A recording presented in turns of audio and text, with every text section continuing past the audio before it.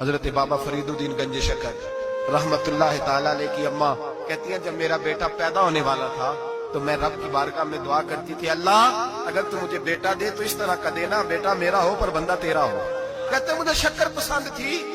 میری اماں سردیوں کے ٹھنڈے موسم میں اٹھ کے میرے لیے پانی بھی گرم کرتی، مصلی بھی بچھاتی اور پھر ایک پڑیا شکر کی بنا کے میرے مصلی کے نیچے بھی رکھتی، کہتی بیٹا نماز پڑھے تو اللہ شکر دیتا ہے۔ آپ فرماتے ہیں میں روز نماز کی 5 نمازوں کے وقت مصلی اٹھاتا تو پڑیا شکر کی ملتی، سکول اور مدرسے کے میں اپنے کلاس فیلوں کو بھی کہتا نماز پڑھو بڑی پیاری شکر ملتی ہے، کہتے ہیں میں روز شکر کھاتا۔ ایک سویرے فجر کی نماز میں اماں نے وضو تو کرایا، مصلی بھی بچھایا، پر دیہات کی وہ سادی بی بی جس کا سارا کام بھی خلوص پر مبنی تھا، جو آکسفورڈ سے پڑھی ہوئی تو نہیں تھی لیکن آداب ممتا اسے سارے آتے تھے، کہتے ہیں سادی اماں نے سارے کام کیے لیکن شکر رکھنا بھول گئی۔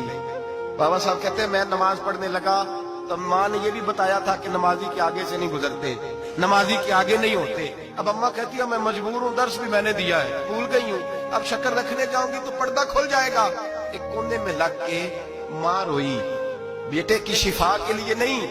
بیٹے کی نوکری کے لیے نہیں، بیٹے کے اچھے مستقبل کے لیے نہیں، ماں روئی، آنسو بہے تو کہتی کیا ہے، اے اللہ میں اسے اپنے آگے جھکانے کو جتن تھوڑی کرتی تھی، تیرا بنانے کا جتن کرتی تھی، اے اللہ مہربانی فرما میری پردے داری کر، اگر راز کھل گیا تو میرا فرید نماز نہ چھوڑ جائے۔ بابا صاحب کہتے ہیں اماں تڑپتی رہی